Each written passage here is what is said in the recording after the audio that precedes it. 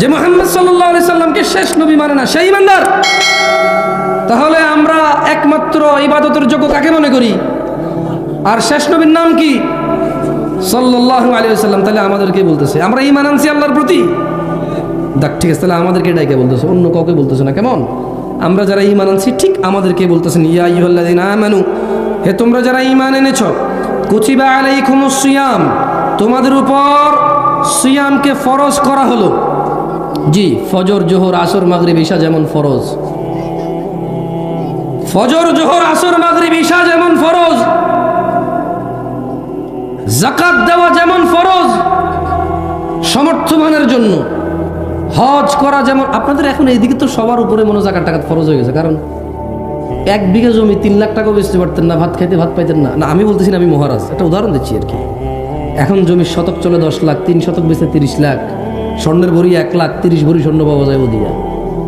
যে টাকা ব্যাংকে রেখে দিয়েছেন ওই টাকা দিয়ে 30 ভরি স্বর্ণ পাওয়া যায়। দেখছেন আল্লাহ রিজিক কিভাবে দেয়? আল্লাহু ইয়াবসুতুর রিজক লিমান ইয়াশা ওয়া ইয়াকদির। আল্লাহ মানুষের রিজিক সম্প্রসারিত করে অথবা সংকুচিত কমায় দেয়, যার খুশি। দেখছেন এই মানুষগুলো 1 বিঘা জমি বিক্রি করে চোখ অপারেশন করতে পারতো না, সেই মানুষগুলো এখন 1 বিঘা জমি বিক্রি করে বনানীতে 10 তলা বিল্ডিং করছে। আল্লাহ এত সম্পদ দিয়েছে, তারপরেও ও 2 টাকা 5 টাকা তোলা ছাড়া মসজিদের ইমামের বেতন দিতে পারে না। এই লোকটা যার মায়ের জ্বর হয়েছিল, পাতলা পায়খানা হয়েছে, 50 মণ ধান বিক্রি করে ডাক্তার দেখাইতে পারে নাই। 2 বিঘা জমি বিক্রি করে ভালো চিকিৎসা করাইতে পারে নাই। শেষমেশ বাপ মরে যাওয়ার আগে 3 বিঘা 4 বিঘা জমি রেখে গেছিল। 1 শতক এখন রাস্তার পাশে 20 লাখ টাকা চলে। 33 শতকের দাম আসে 4 কোটি টাকা, 5 কোটি টাকা। ও কামলা খেত, ওর বাপে দিন মজুর ছিল, একটু জমি রেখে গেছে, ওই জমির দাম এখন 5 কোটি টাকা। তারপরেও নিজেকে একদম হাকির মনে করে, ছোট তুচ্ছ মনে করে, দান করতেও ভয় পায়। ও রিজিক নিয়ে ভয় আছে এখনো, কি খাবে, কি করব, আমার পোলায় কি করবে, হ্যাঁ আমি কি করব, কিচ্ছু নাই রে আমার। মসজিদে দিয়ে দিলে কি হবে, মাদ্রাসায় দিয়ে দিলে কি হবে। হুজুররা হুজুর ভাড়া করে নিয়ে আসে, হুজুররা হুজুর হায়ার করে নিয়ে আসে, তারপরে বলে মারহাবা মারহাবা মাবুদ। উত্তর পাড়ার আব্দুল জলিল মিয়া 10,000 টাকা দিয়েছে মাবুদ। তার বাপে জুয়ারি ছিল, বেনামাজি ছিল, যত কিছুই ছিল, 10,000 টাকার বিনিময়ে তুমি তারে জান্নাত দিয়া দাও। বেনামাজি হয়ে মরে গেলে, বেঈমান হয়ে মরে গেলে 10,000 টাকার বিনিময়ে কি আল্লাহকে জান্নাত দিয়ে দেবে? এরকম নাকি আল্লাহ বলছেন? বেঈমান হয়ে মরে গেলে, মুশরিক হয়ে মরে গেলে, ঈমান ত্যাগ করে মরে গেলে, আল্লাহ দ্রোহিতা করে মরে গেলে, ওর ছেলে নাকি 10,000 টাকা দিলে ও নাকি জান্নাতে যাওয়ার দোয়া করা যাবে? ও বেঈমান হয়ে মরলে নাকি? হ্যাঁ, কিছুই তো ছিল না আপনাদের। কি ছিল বলেন? 5 বিঘা জমিতে কয় মণ ধান পেতেন? 10 বিঘা জমিতে কয় মণ ধান পেতেন? আর এই যে ছোট ভাই, তোমার বয়স 25 বছর, R15, হ্যাঁ, তারপরে যে কি কয় FZS নিয়ে যে বুম বুম বুম করো। তোমার দাদা ছিল ফকিরের মতো, ভাত খেতে ভাত পাইতো না, 5 বিঘা জমি ছিল, 10 মণ ধান হইতো না, 1 খন্দ হইতো জমি, 2 খন্দ পানিতে ডুবে থাকতো তোমাদের এলাকা। অথবা মরুভূমি ছিল, পানি ছিল না, উঁচু এলাকা। এরকমই বাংলাদেশ ছিল 30-40 বছর আগের কথা বলছি, বেশি দিন আগের না। 1 খন্দ জমি পেত, ধানের পাশে যে ঘাসের বিচি, ওই ঘাসের গোটা তুলে এনে জাউ রান্না করে খাইতো। অনেক পয়সাওয়ালা হয়ে গেছো না, তাফাল্লিং করে বেড়াও। শুধু 1 শতক জমি 15 লাখ টাকা হওয়ার কারণে তোমার যে মেম্বার এখন অনেক কিছু, তোমার যে চেয়ারম্যান এখন অনেক কিছু। ওর বাপ দাদার কি ছিল আমরা জানি না, না? ও কত বড় পয়সাওয়ালা, 10 তলা বিল্ডিং তোলে, মসজিদে এসে 2 লাখ টাকা দান করে। ও কি ব্যবসা করে? ওর বাপে কোন চেরাগ রাইখা গেছে আলাদিনের ওর জন্য? হ্যাঁ, ইত্তাকুল্লাহ ইয়া নাস, মানুষ আল্লাহকে ভয় করো। এই যেই বিঘা জমি 20,000 টাকা বিক্রি হতো না, সেই বিঘা জমি আল্লাহ এখন 4 কোটি টাকা সমমূল্য করে দিয়েছে। তবু তুমি 1 শতক জমি মসজিদ মাদ্রাসায় দান করতে রাজি নও। অথচ তোমার এই 1 শতক জমির দাম 2,000 টাকা ছিল না, 2,000। এখন থেকে 20 বছর আগে তোমার এই 1 শতক জমির দাম 1 লাখ টাকা ছিল না। আজকে যে 1 শতক জমি 20 লাখ অনেক প্রিয় হয়ে গেছে, ওখান থেকে অর্ধেক দিয়ে দিল। তোমার বাপের যা ছিল তোমার এখন বেশি থাকবে, তবুও তুমি একটা ওয়াজ মাহফিল করতে 10 টাকা 20 টাকা দিতে ভয় পাও।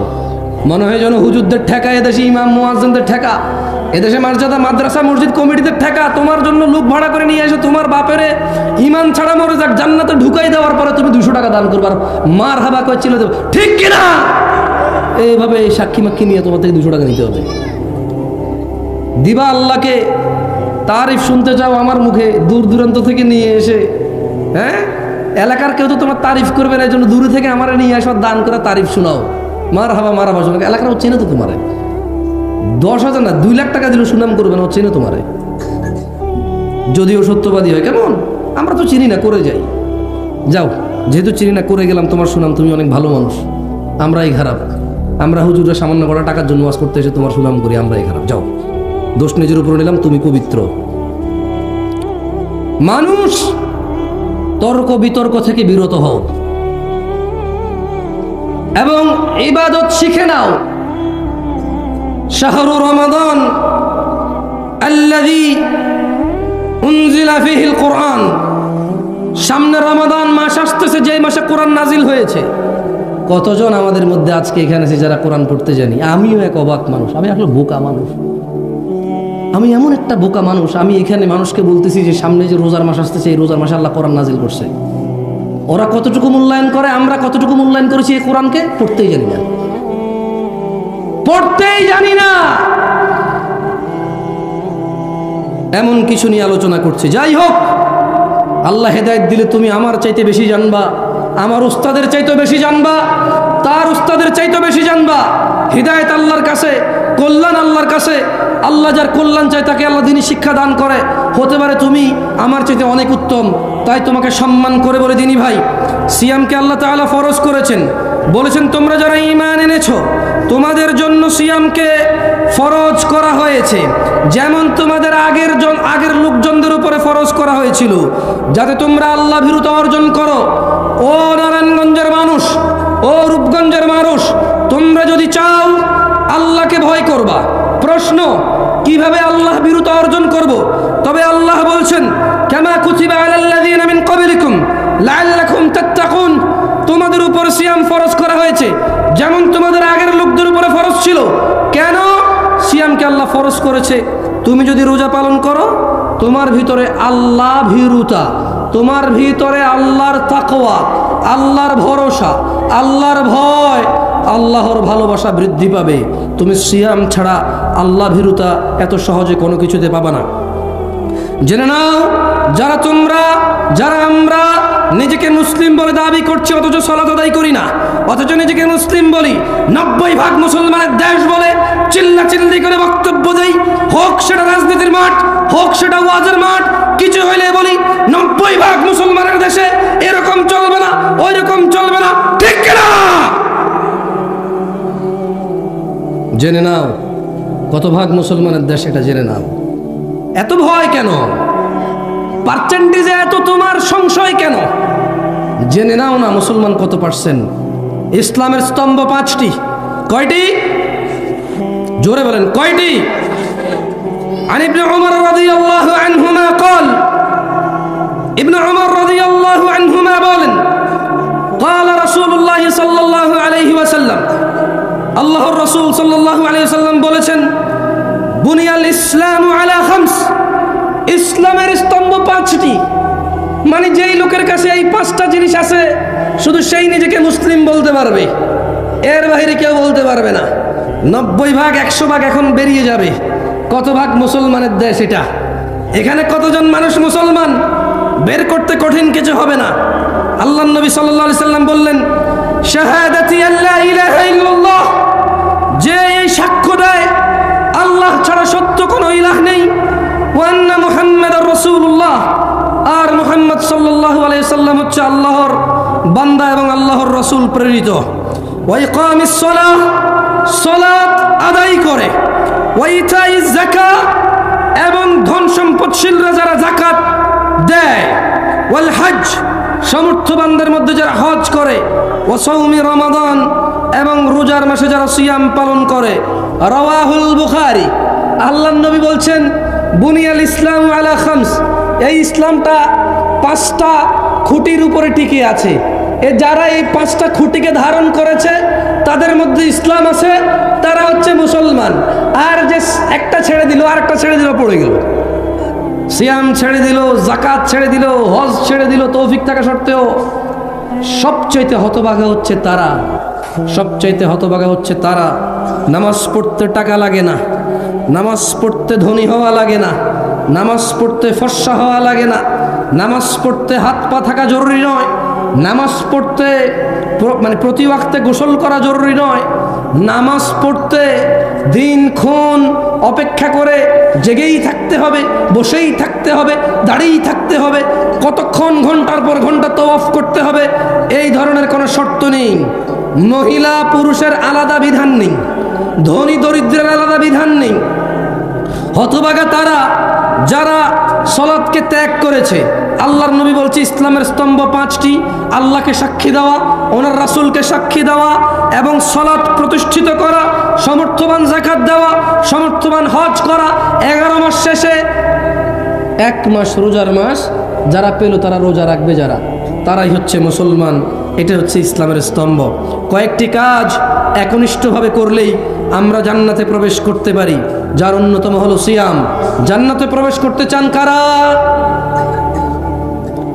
তবে অনেকগুলো সহজ পদ্ধতি রয়েছে, একটা আমি আজকে উল্লেখ করব এখানে। আন জাবিরিন রাদিয়াল্লাহু আনহু, এটা নারায়ণগঞ্জ, আপনারা না করিয়েন, এটা ঢাকা শহর। সব মানুষ এখানে বইঙ্গে ওদের এলাকায় এসে কাজ করে, ওরা পয়সাওয়ালা, অহংকারী, দাম্বিক, ওরা বহু হুজুরকে এর আগে উঠাইছে। ঢাকা বেড়াইত, বংশাল, পুরান ঢাকা, এই নারায়ণগঞ্জ, তারপর হলো কেরানীগঞ্জ, ওদিকে হলো গাজীপুর, টঙ্গী। বাংলাদেশের সব হুজুরকে ওরা তুলছে, ওয়াজ করে আইনে আইনে হুজুরদেরকে ফর্মে তুলে দিছে। ওরা চিল্লাচিল্লি করবে না, ওয়াজ এসে কে করবে? সব মানুষ ওদের ভাড়াটিয়া। এখানে যদি আমি ভাড়ায় থাকতে আসি, আমার কোনো আত্মীয় স্বজন নাই, ওর বাপ দাদা 14 গোষ্ঠী এখানে, ওর শক্তিগত, ও কথা বলবে না, কে কথা বলবে? হ্যাঁ, না করছেন আপনার এত বড় সাহস ওকে? ছোট ভাই এখানে এসে বলো, তোমার এলাকা, তোমারই তো ক্ষমতা, তুমি বলবে না, কে বকবক করবে, কে বলো? তুমি ভাই না করেন না প্লিজ, আমাকে নিয়ে আসছেন কথা বলতে, আমি ওদের সাথে কথা বলি। ছোট ভাই তোমরা এখানে এসে কথা বলো, আরে ঢিঙ্কা চিকা লাগাই দাও, সমস্যা কোথায়? কি বলো? তুমি যুবক না, তোমার চুল এত লম্বা, কি সুন্দর করে ছাড়াইছো তুমি, কতক্ষণ পরে এমন করো? তুমি তো স্মার্ট, তুমি, আরে ভাই কি বলো? এদেশের মেয়েরা তোমার জানে না, দেখে না, 100-200 মেয়ে তোমার জন্য মানে হাত টাত কাইটা পাগল হয়ে মরে যেত। তুমি এত সুন্দর, তুমি জানো তুমি কত জ্ঞানী, বুদ্ধিমান, তোমার কত পয়সাওয়ালা, তুমি কি ট্যালেন্ট, তুমি কি ক্লেভার, তুমি কি বিচক্ষণ, এদেশের মেয়েরা জানেই না, থাকলে তোমার জন্য সিরিয়াল ধরে দাঁড়িয়ে থাকতো। তুমি তো সুদর্শন মানুষ, তুমি কথা বলবো না, কে বলবে বলো? হ্যাঁ, ফেরেশতা তোমাকে ভয় পেয়ে চলে যাবে, জানো? তোমার জন্য ফেরেশতা গুনাহ লিখবে মনে করো, এত বড় সাহস ফেরেশতা রয়ে গেছে, রূপগঞ্জের ছেলের নামে গুনাহ লিখবে, কি বলেন? ফেরেশতার এত বড় ক্ষমতা? হেই, এই ফেরেশতার নাম কি? এই ফেরেশতার নাম কি যে ফেরেশতা রূপগঞ্জের মানুষের নামে, এখানকার স্থানীয় পোলা পাইন, হ্যাঁ, হুন্ডা চালায়, পালসার 120-এ চালায়, ভিডিও করে, এত ক্ষমতাবান, এত দ্রুত গতির ছেলে মেয়ের গুনাহ কোন ফেরেশতা লিখবেন? নাম কি? পাগল নাকি আপনারা? খবর তো ওদের সাথে কিছু বলেন না, পাপ হবে আপনাদের। যারা ওদেরকে চুপ করতে বলতেছেন, আপনাদের সমাজের পাপ হবে। কেন বলতেছেন ওদের চুপ করতে? হ্যাঁ, ওরা এখানে বক্তা নিয়ে আসছে টাকা দিয়ে, বক্তার কথা বলবে, ওর কথা বলবে, না করবে কেন বক্তা? কারা কারা জান্নাতে প্রবেশ করতে চান? আল্লাহ তাআলা তৌফিক দান করুন। হাজারো পথ আছে জান্নাতে প্রবেশ করার। বনি ইসরায়েলের এক মহিলা কুকুরকে পানি পান করিয়ে জান্নাতে যাবে। বনি ইসরায়েলের 1 লোক 99 লোককে হত্যা করার পর আরো একটা 100টা পূরণ করার পরও জান্নাতে গেছে। জান্নাতে যাওয়ার বহু পথ আছে, জান্নাতে যাওয়ার বহু পথ আছে।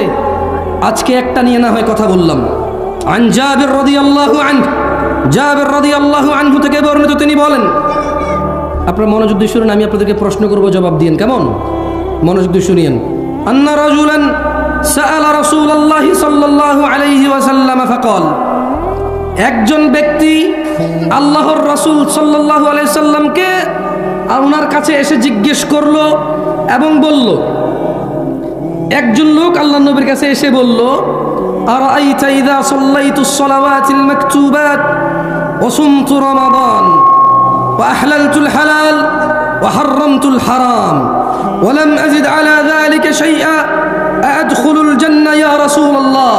কারা কারা জান্নাতে যেতে চান? আল্লাহ আল্লাহ আল্লাহ। জাবির রাদিয়াল্লাহু আনহু, সুবহানাল্লাহ। এই কাফের মুশরিক হয়ে যায় মানুষ নামাজ না পড়লে, এটাও জাবির রাদিয়াল্লাহু আনহু থেকে বর্ণিত হাদিস। ওনার হাদিসগুলো আমার এত ভালো লাগে, ওনার বর্ণিত হাদিসগুলো সুবহানাল্লাহ, একেবারে এখন আমাদের জন্য এগুলা, মানে এখন একদম ফুল ওই যে বলে না ট্রেন্ডে চলে, কিসে চলে, ট্রেন্ডিংয়ে আছে ওনারগুলো সুবহানাল্লাহ। দেখেন উনি কি বলতেছে যে একজন লোক এসে বললো, ইয়া রাসূলুল্লাহ, আমি যদি দিনে শুধু 5 ওয়াক্ত ফরজ সালাত, সুন্নত নফল পড়বে, এটা সে বলে নাই। বুঝতে পারছি না, পারি না আমি না করছি কে সুন্নত পড়তে, নফল পড়তে না করছি না আমি এখন। এই যে ইউটিউবার এখানে লিখবে, তো ইউটিউবার আছে, ও বলবে এই দেখুন জামশেদ মজুমদার বলছে সুন্নত পড়া লাগবে না, ও টাইটেল দিবে। আমি বলছি এরকম, আমি বলছি এক লোক আল্লাহর নবীকে এসে বললো যে ইয়া রাসূলুল্লাহ, আমি দিনে শুধু ফরজ নামাজ পড়বো, তো ফরজ নামাজ কয় রাকাত? ফরজ নামাজ কয় রাকাত? কেউ যদি বলে আমি শুধু ফরজ পড়বো, সে কি নফল পড়বে বলছে, সুন্নত পড়বে বলছে, তাহাজ্জুদ পড়বে বলছে? ঈদের নামাজের কথা তো সে বলে নাই। কোন নামাজের কথা? ঈদের নামাজের কথা সে বলে নাই, ঈদ তো ফরজ না। তো সে বলল, আমি যদি আল্লাহর নবী দিনে শুধু ফরজ নামাজ পড়ি, আর আল্লাহর নবী এই শাওয়াল মাসের রোজা, সোমবার বৃহস্পতিবার রোজা, কোনো রোজা আমি রাখবো না আল্লাহর নবী। আমি একবারে বছর শেষে যখন রমজান মাস আসবে, চন্দ্র দেখে রোজা রাখবো, যদি 29 দিনের মাস হয় 29 দিন না। উনি এভাবে বলে নাই, উনি মূলত বলছে কি, আল্লাহর নবী আমি যদি শুধু ফরজ নামাজ পড়ি আর রমাদানে সিয়াম পালন করি এবং হালালকে হালাল বলি, হারামকে হারাম হিসেবে মেনে চলি, ওলাম আজিদ আলা যালিকা শাইআ, আল্লাহর নবী আমি যদি খালি রোজা রাখি রমজানে, আর যদি আমি 5 ওয়াক্ত নামাজ পড়ি ফরজগুলা, অন্যগুলা বাদে, আর আপনি যত কিছুকে হারাম বলছেন আমি এগুলা মাইনা চলবো, এগুলো আমি করবো না। আপনি যত কিছুকে হালাল বলছেন এটাকে আমি হালাল হিসেবে নিব। এবং আল্লাহ নবী আপনাকে আমি বলে দিই, সারা দিনে আমি আর কোনো ইবাদত করব না। কি করবে না? কি করবে না? এক ব্যক্তি বলতেছে, জামশেদ মজুমদার বলতেছে না, কাকে বলতেছে? আল্লাহর নবীকে বলতেছে। এই হাদিস পাইলাম কোত্থেকে? জাবের রাদিয়াল্লাহু আনহু থেকে বর্ণিত, এটা মুসলিমের হাদিস। কোন হাদিস? কিসের হাদিস? সহিহ মুসলিমের হাদিস। কিসের হাদিস? সহিহ মুসলিমের হাদিস। এখন ওই লোক বললো যে আল্লাহর নবী, এবং এর চেয়ে মানে নামাজ রোজা আর হারাম আর হালালের এর চেয়ে আমি যদি কিছুই বৃদ্ধি না করি, আমি যদি আর কোনো ইবাদতই না করি, আমি কি জান্নাতে প্রবেশ করবো হে আল্লাহর রাসূল? কল, আল্লাহর নবী বলল যে নাম, তুমি জান্নাতে যাবা যদি ন্যূনতম কি করেন। হ্যাঁ, ভুলে খেয়ে ফেলছেন ভাই, পানি টানি খাবেন, ওয়াজ খাই ফেলিয়েন না, পানি খান, ভাত খান, মাছ খান, ওয়াজ খাই ফেলিয়েন না ভাই, তাহলে আসাটাই মানে বৃথা হবে এখানে। হ্যাঁ, ওই লোক কি বলছে, সে কি করবে? আর কোন মাসে রোজা রাখবে? হালালকে কি বলবে? হালালকে কি বলবে? হারামকে কি বলবে? কেউ যদি কাউকে স্মরণ করতে গিয়ে গান বাজনা বাজায় যদি দিবস পালন করে, এটাকে কি বলবে? সে কি বলবে? সে এটাকে, যদি কোনো বইতে লেখা থাকে ধর্ম মানুষই তৈরি করছে, সে কি বলবে এটাকে? যদি বিয়ের মধ্যে মদ থাকে, সে কি বলবে এটাকে? এদেশের সবচেয়ে শ্রেষ্ঠ স্মার্ট মানুষ বিয়েতে গায়ে হলুদ করে, সে কি বলবে এটাকে? এই দেশের সবচেয়ে ভদ্র মানুষ তার শালীরি নিয়ে একসাথে সফর করে, সে কি বলবে এটাকে? এই দেশের সবচেয়ে বুদ্ধিমান শিক্ষিত মানুষটা সিগারেট খায়, সে কি বলবে এটাকে? এদেশের সবচাইতে ক্ষমতাবান মানুষ, সবচাইতে ক্ষমতাবান মানুষ কোন একটা আইন পাশ করলো যে মডেল লাইসেন্স দিয়ে দিবে, সে কি বলবে এটাকে? তাহলে সে প্রত্যেকটা হারামকে কি বলবে? প্রত্যেকটা হারামকে কি বলবে? তাহলে শুধু নামাজ পড়বে, রমজানে রোজা রাখবে, আর যত কিছু আল্লাহ হারাম করছে ওটাকে কি বলবে? মেনে চলবে। আর হালালকে কি বলবে? হালালকে কি বলবে? মানে চাস্তো ভাইয়ের মেয়ে, আপন চাস্তো ভাইয়ের মেয়ে, মানে আপন ভাই না, চাস্তো ভাইয়ের মেয়ে দেখা দিবে না, প্রয়োজনে বিয়ের প্রস্তাব দিবে বা দিবে না, যদি পছন্দ হয় প্রস্তাব দিবে, এটাকে হালাল মনে করবে। যে বুঝতে পারি নাই, বুঝতে পারি নাই মনে হয়। আরে ভাগ্নি বিয়ে করে ফেলবেন নাকি? এখন জবনাটাই কি আমার চলে আসছে, ধুর জবনাটাই কি আসছে। উস্তাদ, চাস্তো ভাইয়ের মেয়ে বিয়ে করা যায়? যায় না? জবনা তো কি আমার চলে আসছে, কি বলেন? ভাগ্নি বিয়ে করে ফেলবে লোকে? হ্যাঁ, শোনেন না, মামা মামা মামা মামা, বোনই বলতেছে যে আমার আপন ভাই এত আদর করে না আমার মেয়েরা, আমার স্বাস্থ্য ভাই যত আদর করে। খুব সুনাম, কি সুনাম, খুব সুনাম। হঠাৎ করে মেয়ে বমি করে, হঠাৎ করে মেয়ে কি করে? না, বাসে উঠে মাথা ঘুরায় বমি করে না, ঘরে থাকতেই করে। আরে ভাই, বাস উঠলো অনেকে বমি করে ভাই, বাসে উঠে বমি করে নাই, হঠাৎ করে মেয়ে বমি করে। এরপরে মেয়ের মা কাঁদে, আল্লাহ আল্লাহ আল্লাহ, কি করলো কি করলো, খাইছে রে আমার, খাইছে খাইছে খাইছে, কি করলো, আমি কি ক্ষতি করছি হাতে, আমি কি ক্ষতি করছি? মানে এখন অন্য কোনো পোলায় দ্বারা যদি বমি করতো তাহলে তো বিয়ে দিতে পারতো। আমার আপন স্বাস্থ্য ভাই, ভাই লোক কেমনে, আমি বাগনি মা বাগনি কেমনে বিয়ে দিব রে ভাই? খাইছে খাইছে খাইছে, আমি শেষ, আমি শেষ, মুখ দেখানো জায়গা নাই রে। মানে অন্য কারোর সাথে হলে জায়গা থাকতো মুখ দেখানো, বুঝছেন? অন্য কারোর সাথে জেনা হলে মুখ দেখানো জায়গা থাকতো, চাস্তবের সাথে হবে না। আরে বেটা, চাস্তো বোন বিয়ে করা যায়, স্বাস্থ্য বোন যদি বিয়ে করা যায় তাহলে স্বাস্থ্য বোনের অন্য কোন বেড়ার কাছে বিয়ে দিছে, ওইখান থেকে মেয়ে হয়েছে, ওকে কেন বিয়ে করা যাবে না? কোন যুক্তি দিয়ে? হ্যাঁ, চাস্তো বোনের সাথে দেখা দেওয়া যায় না, তাহলে চাস্তো বোনের আরেকজনের ঘরে বিয়ে দিছে, ওইখান থেকে আমার ভাগ্নি একজন হয়েছে চাস্তো বোনের মেয়ে, ওকে কেমনে দেখা দিতে পারবো? যেখানে ওর মাকে দেখা দেওয়া যায় না, ওকে কেমনে জায়েজ হয়ে গেল দেখা দেওয়া? ওর মায়ের বিয়ে করা যায়, বুঝি ওরে বিয়ে করা যাবে না? এর ন্যূনতম জ্ঞান কি নাই? ফুফাতো বোন বিয়ে করা যায়, বিয়ে করলাম না, বিয়ে হয় নাই, অন্য কোথাও বিয়ে দিছে, ওখানে ওর মেয়ে হয়েছে, বুঝি ওকে বিয়ে করা যাবে না? আমার আপন ফুফির ঘরে হয়েছে, ওরে বিয়ে করা যায়, কোথায় কার কাছে বিয়ে দিছে, বুঝি ওরে বিয়ে করা যাবে না? কোন জমানা এসে গেল? কিয়ামত চলে আসছে ভাই, কিয়ামত তো আসছে যেদিন থেকে আমরা কোরআন হাদিস ছেড়ে দিয়েছি, সেদিন থেকে কিয়ামত চলে আসছে। তাহলে ওয়াহলালতুল হালাল, হালালকে হালাল বলবে, কি করবে সে? দিনে দিনে দিনে আর বছরে কয় মাস? আর হালালকে কি বলবে, হারামকে কি বলবে? আর কি করবে না, আর কি করবে না? এবং আল্লাহ নবীকে কি বলছে? আল্লাহ নবী, আমি যদি আর কিছু না করি আমি কি জান্নাতে যাব? আল্লাহ নবী কি বলছে বলেন আমার সাথে, বলেন যে ক্বালা নাআম, সবাই জোরে বলেন ক্বালা নাআম। আল্লাহ নবী কি বলছে? নাআম বলছে। কি বলছে? নাআম, বলেন নাআম। কি বলছে উনি? নাআম মানে হ্যাঁ, মানে কি? হ্যাঁ। এবারে আসেন, এই লোক এবার কি করবে? মানে এই লোকে বললো যে শুধু ফরজ নামাজ পড়বে, রমজানের রোজা রাখবে, হালালকে হালাল বলবে, হারাম মেনে চলবে। আল্লাহ নবী বললো যে হ্যাঁ, আর যদি বেশি কিছু নাও করো জান্নাতে যাবা। এইবার এই লোক কি করছে জানেন? চিন্তা করেন এই লোক কত ডেঞ্জারাস লোক ছিল। আল্লাহর উপর সন্তুষ্ট হল, সে সঙ্গে সঙ্গে বলে উঠলো ক্বালা ওয়াল্লাহি লা আযীদু আলা যালিকা শাইআ। ওই লোকটা আল্লাহর নবীকে সামনে রেখে বললো যে আল্লাহর কসম, আমি এই 5 ওয়াক্ত নামাজ আর রমজানের রোজা, হারামকে মেনে চলবো, হালালকে হালাল বলবো, আর কিচ্ছু বেশি করবো না, আল্লাহর কসম। সে আল্লাহর নবীকে বলেছে যে আল্লাহ নবী, আল্লাহর কসম আমি আর কোনো বাড়তি ইবাদতই করবো না, আমি এটা বলে কি করব, আমি আর বেশি কিছু করবো, শুধু এগুলোই করবো। আল্লাহ নবী কিন্তু ওকে বলে নাই কিছু, আর ওকে বলছে জান্নাতে যাবে। কোথায় যাবে? কোথায় যাবে? ইয়া মুসলিম, আহা মুসলমান, দিনে 5 ওয়াক্ত নামাজ, জান্নাতে যাওয়ার কত বড় পথ দেখছো? কত বড় পথ জান্নাতে যাওয়ার, দিনে 5 ওয়াক্ত সালাত। আর এই রমাদান মাস কত বড় পথ, হারামকে মেনে চলবে। দাড়ি কাটা নেকি না হারাম? টাকনুর নিচে প্যান্ট পরা নেকি না হারাম? সিগারেট, তামাক, জর্দা খাওয়া নেকি না হারাম? গালাগালি করা, মারামারি করা, অহংকার করা, মজলিসের পরিবেশ নষ্ট করা, মিছা কথা কওয়া, বাপ মায়ের সাথে বেয়াদবি করা, স্ত্রীকে অন্যায়ভাবে আঘাত করা, যৌতুক নেওয়া, স্ত্রীকে তুচ্ছ তাচ্ছিল্য করা, সন্তানদের প্রতি অযত্ন হওয়া, পিতামাতার প্রতি অবাধ্য হওয়া। ওই লোকটা বলছে যে সে এগুলো করবে না, সে কখনোই তার পিতামাতার অবাধ্য হবে না, যেহেতু এটা হারাম। সে কখনোই দাড়ি কাটবে না, যেহেতু এটা হারাম। এটা এখানে বলে নাই, যেহেতু সে বলছে হারাম মেনে চলবে। কি মেনে চলবে? কি মেনে চলবে?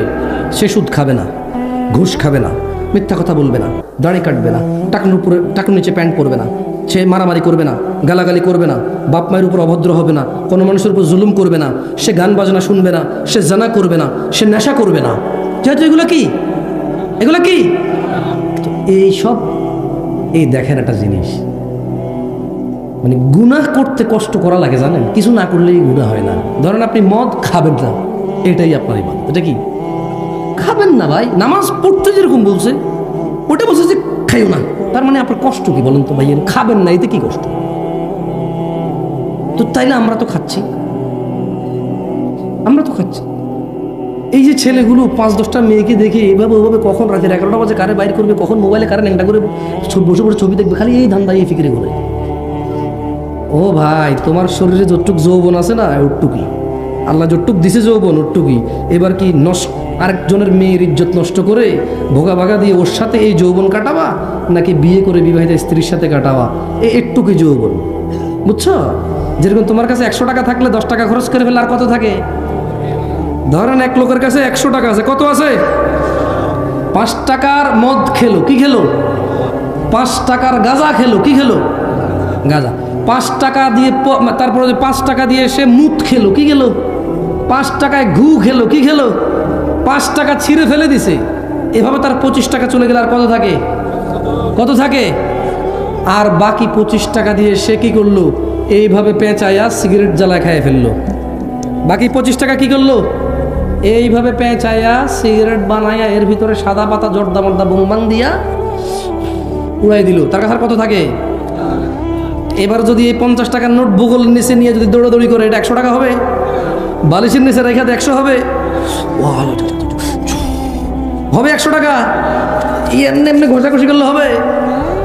ছোট ভাই, যৌবনটাও তো এরকম আল্লাহ দেওয়া রিজিক। যতটুকু আল্লাহ রিজিক দিয়েছে অতটুকুই। এখন আজে বাজে কাজে নষ্ট করবা, আজে বাজে কাজে নষ্ট করবা, পরে তোমার স্ত্রী বঞ্চিত হবে, ওখানে তুমি লাঞ্ছিত হবা, ওখানে তুমি কথা বলার জন্য তোমার অতটুকু তোমার সৎসাহস থাকবে না, তোমার বউ তোমার উপরে চিল্লাবে, কারণ তুমি তোমার রিজিক আগেই নষ্ট করে বসে আছো। এরপর রসুনের কুশ বকুলের নিচে দিয়ে হাঁটা লাভ হবে না। বুঝে আসছে? রিজিককে সম্মান করো।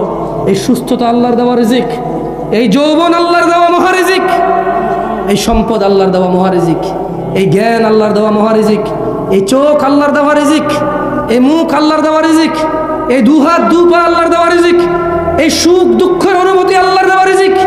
এগুলাকে পরোয়া করো। আন আবি হুরায়রা রাদিয়াল্লাহু আনহু, ও ভাইরা আমার, জান্নাতের দরজা খুলবে সামনের মাসে। কারা কারা ওই দরজায় প্রবেশ করবে সিদ্ধান্ত নিয়ে নাও। আবু হুরায়রা রাদিয়াল্লাহু আনহু থেকে বর্ণিত, তিনি বলেন রাসূলুল্লাহ সাল্লাল্লাহু আলাইহি ওয়াসাল্লাম বলেছেন, এটাও জাবের রাদিয়াল্লাহু এটা হচ্ছে আবু হুরায়রা রাদিয়াল্লাহু আনহু থেকে বর্ণিত, তিনি বলেন রাসূল সাল্লাল্লাহু আলাইহি ওয়াসাল্লাম বলেছেন, ইযা জাআ রমাদান ফুতিহাত আবওয়াবুল জান্নাহ, জান্নাতের দরজাসমূহ খুলে দেওয়া হয় যখন রোজা আসে। কোন দরজা খুলে? যেতে চাও? তাহলে কি করতে হবে? অ্যাটলিস্ট কমসে কম কি করতে হবে? যদি কোনো মানুষ জান্নাতে যেতে চায়, ও কমসে কম দিনে কয়বার নামাজ পড়তে হবে? কমসে কম কত রাকাত? কমসে কম কত রাকাত? বছরে কমসে কম কত মাস রোজা রাখতে হবে? আর যত কিছু হারাম এগুলোকে কি করতে হবে? কি করতে হবে? এবং সে বাকি হালালকে হালাল বলবে, কিন্তু সে ইবাদত করবে না। মানে ওই লোকের কথা বলতেছি, ওই ব্যক্তি যিনি আপনাদেরকে না করছেন না,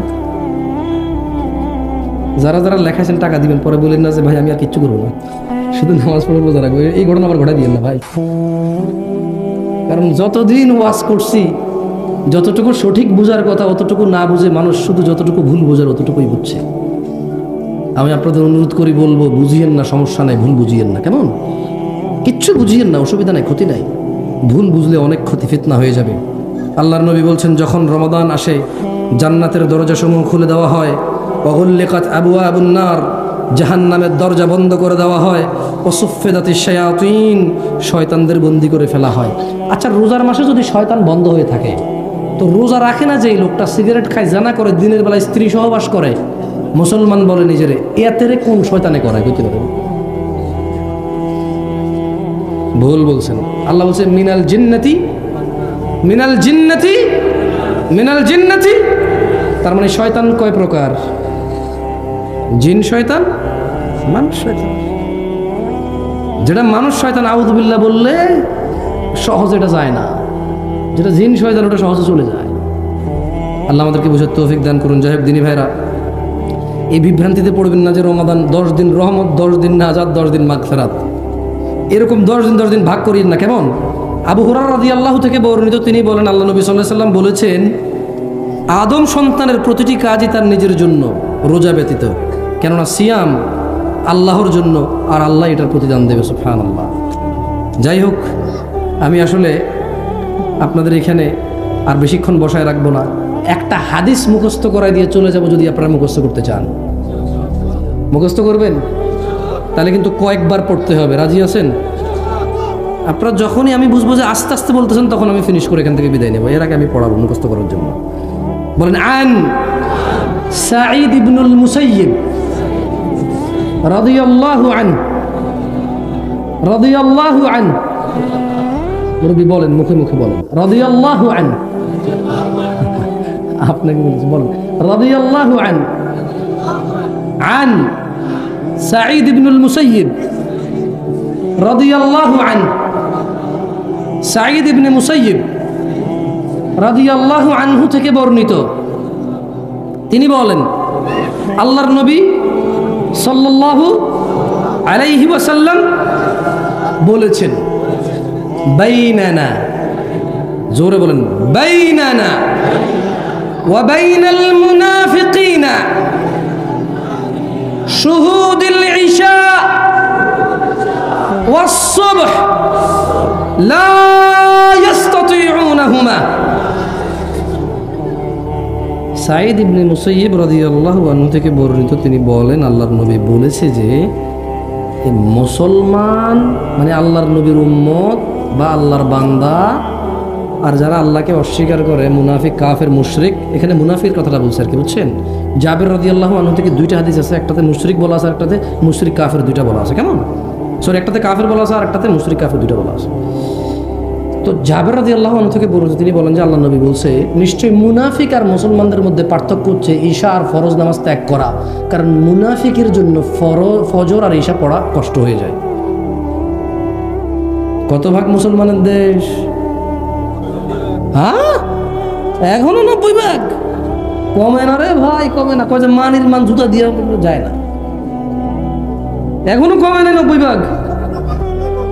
হ্যাঁ না, ও মার খেমুনি তো বড় বড় হুজুররা বা রাজনীতির নেতারা সব এই জায়গায় এসে কথা বলে 90 ভাগ মুসলমান দেশ। কি কয় 90 ভাগ মুসলমান দেশ? মুসলমান তাহলে হয় কেমনে আসলে? মানে কোন কাজ করে মানে মুসলমান, কোন কোন কাজে মুসলমান হয়? আমরা তো জানি যে অনেক কাজে মুসলমানের তো চলে যায়। এখন যাই হোক, কেউ যদি আল্লাহকে মেনে চলে মুসলমান হয়, তাহলে ওকে আল্লাহ জান্নাত দেবে। আর যদি কেউ মানুষকে মেনে মুসলমান হয়, ওই মানুষের যা ক্ষমতা সে তা দিবে তাকে, যদি পারে বাঁচাবে। বলেন, আন জাবের রাদিয়াল্লাহু আনহু, জাবের রাদিয়াল্লাহু আনহু থেকে বর্ণিত, তিনি বলেন, আল্লাহর নবী সাল্লাল্লাহু আলাইহি সাল্লাম বলেছেন, বাইনার রাজুলি, জোরে বলেন তো, দেখেন তো মুখস্থ হয় কিনা, বাইনার রাজুলি ওয়া বাইনাশ শিরকি ওয়াল কুফরি তারকুস সালাহ। বলেন, বান্দা শিরিক এবং কুফরের মধ্যে পার্থক্য হচ্ছে নামাজ ত্যাগ করা। কাফের কি মুসলমান? মুশরিক কি মুসলমান? কত ভাগ মুসলমানের দেশ? আল্লাহর নবী বলছে, বান্দা আর মুশরিক কাফের মধ্যে পার্থক্য হচ্ছে নামাজ। কি? যে নামাজ পড়ে সে হলো বান্দা, যে নামাজ পড়ে না সে মুশরিক ও কাফের। আমি বলি নাই, ফতোয়া দিচ্ছি না, ওয়াল্লাহি ফতোয়া দিচ্ছি না, অনুবাদ করতেছি। কেমন কি করতেছি? এবার আপনি মুসলমান কেমনে হবেন, আল্লাহর জান্নাতে কেমনে যাবেন, সিদ্ধান্ত কার? আচ্ছা যান, এত কিছু বললাম, এত ভয় দেখালাম, একটা ভালো কথা বলে চলেই যাই। আর কতক্ষণ যাবো যাবো করে বলবো আপনাদেরকে? বাঙালি তো জামু জামু করে আধা ঘন্টা লেগে যাবে। যেমন আসে বলবো যে কেউ আমি দুটি কথা বলে এখানে সংক্ষিপ্ত বক্তব্য শেষ করব, এই কথা বলে উনি আসলে আধা ঘন্টা 1 ঘন্টা শেষ করতে পারে না। তো এটাই বেশিরভাগ ক্ষেত্রে হয়, আমরা দেখি। তো যে আমিও বিচিত্র না বাংলাদেশি হিসাবে, শেষ কথা কইতে কইতে গত 10 মিনিট থেকে বলতেছি না, এটা আসলে শেষ। জানাকারী আছে কিনা আমাদের এখানে, মদখোর আছে কিনা, আমরা বাপ মায়ের উপর অত্যাচারকারী, মিথ্যাবাদী, মিথ্যা সাক্ষ্য দেওয়া, দুনিয়ার যত অপরাধ আছে কোনো না কোনো অপরাধের সাথে কেউ না কেউ জড়িত আছে কিনা? তাইলে ওই যে ওই লোক বলল হারামকে মেনে চলবে, হালালকে স্বীকৃতি দিবে। যতই মানুষ বলুক, কি কয় আস্তাগফিরুল্লাহ, তওবা তফসি, কানে ধরছি, আর জীবনে করতাম না, যতই হোক মানুষ, আল্লাহ যেটাকে হালাল করেছে সেটা লজ্জা পাবে না। কি পাবে না? আল্লাহ যেটাকে হালাল করেছে সেটা কি পাবে না?